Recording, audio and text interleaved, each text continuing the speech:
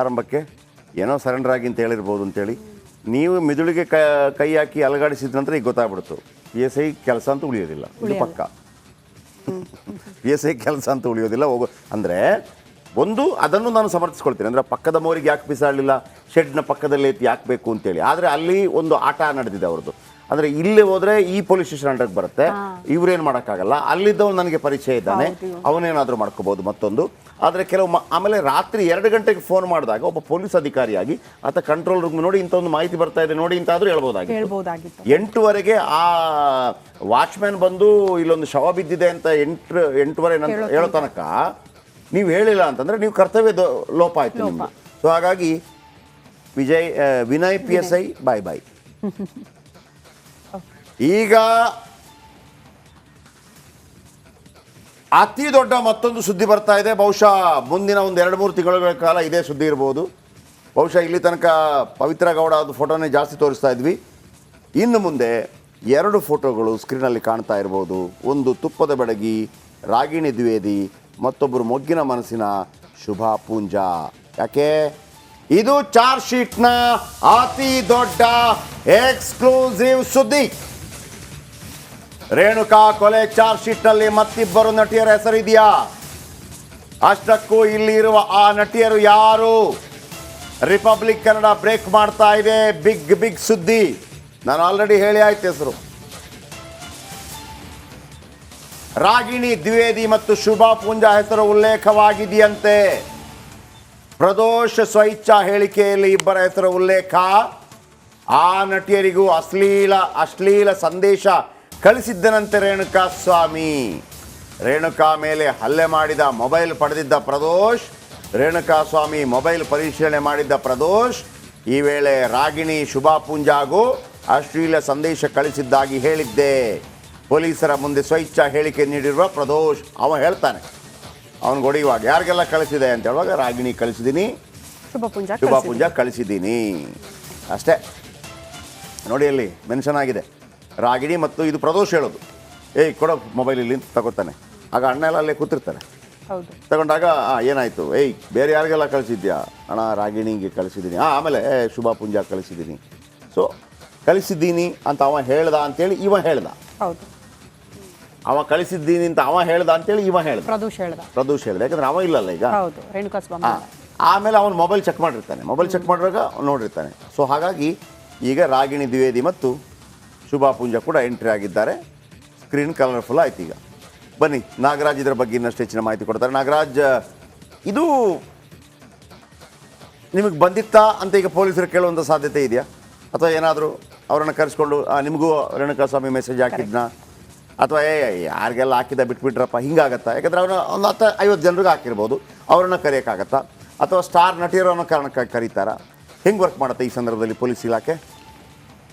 ಜಯಪ್ರಕಾಶ್, ಇಲ್ಲಿ ಪ್ರಮುಖವಾಗಿ ಏನು ಈ ಪ್ರಕರಣಕ್ಕೆ ಸಂಬಂಧಿಸಿದಂತೆ ರೇಣುಕಾ ಸ್ವಾಮಿ ಮೊಬೈಲ್ಗಳು ಪೊಲೀಸರಿಗೆ ಇದುವರೆಗೂ ಸಿಕ್ಕಿಲ್ಲ ಒಂದು ಕಡೆ. ಆದರೆ ರೇಣುಕಾ ಸ್ವಾಮಿಗೆ ಸಂಬಂಧಿಸಿದಂತೆ ಇನ್ಸ್ಟಾಗ್ರಾಮ್ ಬಳಿ ಏನು ಮಾಹಿತಿಯನ್ನು ಕೇಳಿದರು ಪೊಲೀಸರು, ಅದರಲ್ಲಿ ಪರ್ಟಿಕ್ಯುಲರ್ ಆಗಿ ಏನು ಪವಿತ್ರ ಗೌಡಗೆ ಸಂಬಂಧಿಸಿದಂತೆ ಯಾವೆಲ್ಲ ಸಂದೇಶಗಳನ್ನು ಮತ್ತು ಆ ಒಂದು ಪರ್ಟಿಕ್ಯುಲರ್ ಇನ್ಸ್ಟಾಗ್ರಾಮ್ ಅಕೌಂಟಿಂದ ಯಾರಿಗೆಲ್ಲ ಚಾಟ್ ಮಾಡಿದ್ದ ಅದರ ಮಾಹಿತಿಯನ್ನು ಕೊಡಿ ಅಂತ ಕೇಳಿದ್ದು.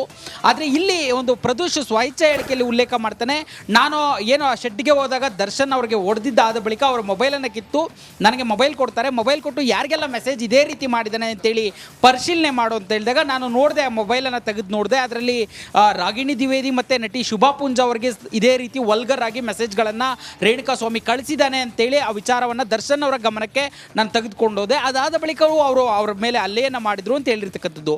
ಆದರೆ ಎಲ್ಲಿ ಯಾವಾಗ ರೇಣುಕಾ ಸ್ವಾಮಿ ಮೊಬೈಲ್ಗಳು ಎರಡೂ ಸಿಗೋದಿಲ್ವೋ ಈ ಒಂದು ಚಾಟ್ಗಳ ಬಗ್ಗೆ ಪೊಲೀಸರು ತನಿಖೆಯ ಭಾಗವಾಗಿ ಇದು ಬೇಕಾಗಿಲ್ಲ ಅಂತಂತೇಳಿ ಪೊಲೀಸರು ಸದ್ಯಕ್ಕೆ ಇದನ್ನು ರಿಕವರಿ ಮಾಡಿರೋದ್ರ ಬಗ್ಗೆ ಎಲ್ಲೂ ಸಹ ಚಾರ್ಜ್ ಶೀಟ್ನಲ್ಲಿ ಉಲ್ಲೇಖ ಮಾಡಿಲ್ಲ. ಜೊತೆಗೆ ಆ ನಟಿಯರನ್ನು ಕರೆದು ಅವರಿಂದ ಹೇಳಿಕೆಯನ್ನು ಸಹ ಪೊಲೀಸರು ತೆಗೆದುಕೊಂಡಿಲ್ಲ. ಯಾಕಂತಂದರೆ ಅವರು ನಮಗೆ ಈ ರೀತಿಯಾಗಿ ಅಶ್ಲೀಲ ಮೆಸೇಜ್ಗಳು ಬರ್ತಾ ಇದ್ದಾವೆ ಅಂತೇಳಿ ಎಲ್ಲೂ ಸಹ ಇದುವರೆಗೂ ಪ್ರಕರಣವನ್ನು ದಾಖಲಿಸಿರಲಿಲ್ಲ. ಈ ನಿಟ್ಟಿನಲ್ಲಿ ಅದರ ಬಗ್ಗೆ ಪೊಲೀಸರು ಕಾನ್ಸಂಟ್ರೇಟ್ ಮಾಡಿಲ್ಲ. ಸದ್ಯಕ್ಕೆ ಏನು ಒಂದು ಪ್ರದೋಷ್ ಸ್ವಇಚ್ಛಾ ಹೇಳಿಕೆಯಲ್ಲಿ ಕೊಟ್ಟಿದ್ದಾನೆ, ಅದರಲ್ಲಿ ಇಬ್ಬರು ನಟಿಯರಿಗೆ ರೇಣುಕಾ ಸ್ವಾಮಿ ಮೆಸೇಜ್ ಮಾಡಿದ್ದ. ಅದನ್ನು ನಾನು ಅವನ ಮೊಬೈಲನ್ನು ಪರಿಶೀಲನೆ ಮಾಡಿದಾಗ ಗೊತ್ತಾಯಿತು, ಇದೇ ರೀತಿಯ ವಲ್ಗರ್ ಸಂದೇಶ ಸಂದೇಶಗಳನ್ನ ಇನ್ಸ್ಟಾಗ್ರಾಮ್ ಅಲ್ಲಿ ಕಳಿಸಿದ್ದ ಅಂತೇಳಿ ಉಲ್ಲೇಖ ಮಾಡಿರ್ತಕ್ಕಂಥದ್ದು. ಈ ಗ್ಯಾಂಗ್ಗೆ ನಿನ್ನೆ ಶಾಕಿಂಗ್ ದಿನ. ಅತ್ತ ಕೋರ್ಟ್ 3 ದಿನ ನ್ಯಾಯಾಂಗ ಬಂಧನದ ಅವಧಿ ವಿಸ್ತರಿಸಿ ಆದೇಶ ನೀಡಿದ್ರೆ, ಇತ್ತ ಚಾರ್ಜ್ ಶೀಟ್ ಪ್ರತಿ ಕೂಡ ಲಭ್ಯವಾಗಿದೆ. ರೇಣುಕಾಸ್ವಾಮಿ ಹತ್ಯೆ ನಡೆದ ದಿನ ಆಗಿದ್ದೇನು, ಪೊಲೀಸರ ಮುಂದೆ ಪೊರ್ಕಿ ಬಾಯಿ ಬಿಟ್ಟಿದ್ದೇನು, ರೇಣುಕಾಸ್ವಾಮಿಗೆ ಹೇಗೆಲ್ಲ ಚಿತ್ರಹಿಂಸೆ ಕೊಟ್ವಿ ಅನ್ನೋದನ್ನ ಪರಿಪರಿಯಾಗಿ ತಪ್ಪೊಪ್ಪಿಕೊಂಡಿದ್ದಾನೆ. ಈ ಕುರಿತ ರಿಪೋರ್ಟ್ ಇಲ್ಲಿದೆ.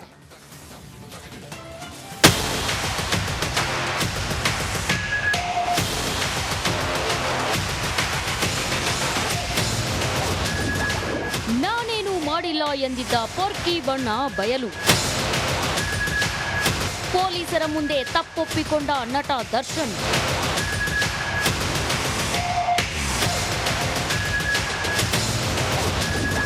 ಚಾರ್ಜ್ ಶೀಟ್ನಲ್ಲಿ ಕೊಲೆಯ ಇಂಚಿಂಚು ಡೀಟೇಲ್ಸ್.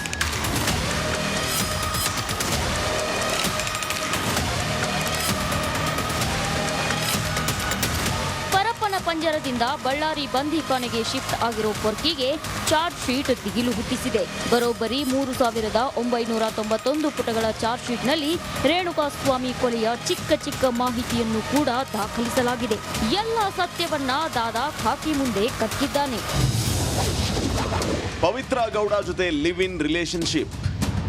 ನಾನು ಹಾಗೂ ಪವಿತ್ರ ಗೌಡ ಕಳೆದ 10 ವರ್ಷಗಳಿಂದ ಲಿವಿಂಗ್ ಇನ್ ರಿಲೇಶನ್ಶಿಪ್ ನಲ್ಲಿದ್ದೇವೆ. RR ನಗರದ ನನ್ನ ಮನೆಯಿಂದ 1.5 ಕಿಲೋಮೀಟರ್ ದೂರದಲ್ಲಿ ಪವಿತ್ರ ಮನೆ ಇದೆ. ಈ ಮನೆ ಕೊಂಡ್ಕೊಳ್ಳೋದಕ್ಕೆ ನಾನೇ ಜೆಟ್ಲ್ಯಾಗ್ ಮಾಲೀಕ. ದಿವಂಗತ ಸೌಂದರ್ಯ ಜಗದೀಶ್ ಅವರಿಂದ 1,75,00,000 ಸಾಲ ಪಡೆದು ಪವಿತ್ರಾಗೆ ಕೊಟ್ಟಿದ್ದೆ. ರೇಣುಕಸ್ವಾಮಿ ಬಗ್ಗೆ ಹೇಳಿದ್ದು ಪವನ್ ನನ್ನ ಹಾಗೂ ಪವಿತ್ರ ಮನೆಯಲ್ಲಿ ಕೆಲಸ ಮಾಡ್ಕೊಂಡಿದ್ದ. ಶನಿವಾರ 8ನೇ ತಾರೀಕು ಮಧ್ಯಾಹ್ನ 3 ಗಂಟೆಗೆ ಪವನ್ ನನ್ನ ಬಳಿ ಬಂದು ಯಾರೋ ಪವಿತ್ರಾಗೆ ಮೆಸೇಜ್ ಮಾಡ್ತಾ ಇದ್ದ ಬಗ್ಗೆ ಹೇಳಿದ್ದ.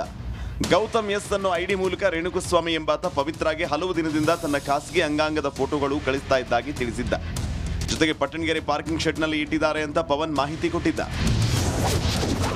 ರೇಣುಕಸ್ವಾಮಿಗೆ 2 ಬಾರಿ ಕಾಲಿನಿಂದ ಒದ್ದೆ. ನಾನು ರೇಣುಕಸ್ವಾಮಿಯನ್ನ ಈ ರೀತಿ ಕೆಟ್ಟದಾಗಿ ಬಾ ಅಂತ ಮೆಸೇಜ್ ಮಾಡಿದ್ದೀಯಲ್ಲ ಅಂತ ಕೇಳಿದೆ. ನಾ ಕೇಳಿದ ಪ್ರಶ್ನೆಗೆ ಆತ ಏನನ್ನೂ ಮಾತಾಡಲಿಲ್ಲ. ನಾನು ಕೈಯಿಂದ ಹೊಡೆದೆ, ಕಾಲಿಂದ ಎದೆ, ಕುತ್ತಿಗೆ, ತಲೆಗೆ ಬಲವಾಗಿ ಹೊಡೆದೆ. ಸಾಕ್ಷಿ ಪೊಲೀಸರು ಕೋರ್ಟ್ಗೆ ಡೆವಿಲ್ ಗ್ಯಾಂಗ್ ಬಗ್ಗೆ ಚಾರ್ಜ್ ಶೀಟ್ ಸಲ್ಲಿಕೆ ಮಾಡಿದ್ದಾರೆ. ಪೊರ್ಕಿ ಗ್ಯಾಂಗ್ ಕ್ರೈಮ್ ಶೀಟ್ನಲ್ಲಿ ಅಸಲಿ ಸತ್ಯ ಬಟಾ ಬಯಲಾಗಿದೆ. ದರ್ಶನ್ ಪವಿತ್ರಾಳದ್ದು ಲಿವ್ ಇನ್ ರಿಲೇಶನ್ಶಿಪ್ ಅನ್ನೋದು ಕೂಡ ಸ್ಪಷ್ಟವಾಗಿದ್ದು, ಬುಲ್ಬುಲ್ ಸಿನಿಮಾ ಆಡಿಷನ್ನಲ್ಲೇ ದರ್ಶನ್ ಪವಿತ್ರಾಳನ್ನ ಪಟಾಯಿಸಿದ್ದಂತೆ. ಇದರ ಕಂಪ್ಲೀಟ್ ರಿಪೋರ್ಟ್ ಇಲ್ಲಿದೆ ನೋಡಿ.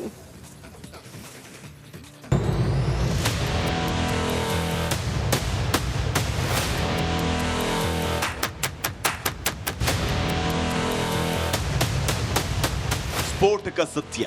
ಡೆವಿಲ್ ಕ್ರೈಮ್ ಶೀಟ್ನಲ್ಲಿ ಸ್ಫೋಟಕ ಸತ್ಯ ಹೊರಬಿದ್ದಿದೆ. ಈವರೆಗೂ ಯಾರಿಗೂ ಗೊತ್ತಿರದ ಅಸಲಿ ವಿಚಾರಗಳು ಒಂದೊಂದಾಗಿಯೇ ಬಯಲಾಗಿವೆ. ದರ್ಶನ್ ಪವಿತ್ರಾಗೂ ಸಂಬಂಧ ಏನು? ಇಬ್ಬರು ಪರಿಚಯ ಆಗಿದ್ದು ಹೇಗೆ? ಪೊರ್ಕಿನ ಪವಿ ಮೊದಲು ಮೀಟ್ ಮಾಡಿದ್ದೆಲ್ಲಿ? ಇಬ್ಬರು ಎಷ್ಟು ವರ್ಷದಿಂದ ಜೊತೆಗಿದ್ರು ಅನ್ನೋ ಇಂಚಿಂಚು ಮಾಹಿತಿ ಹೊರಬಿದ್ದಿದೆ.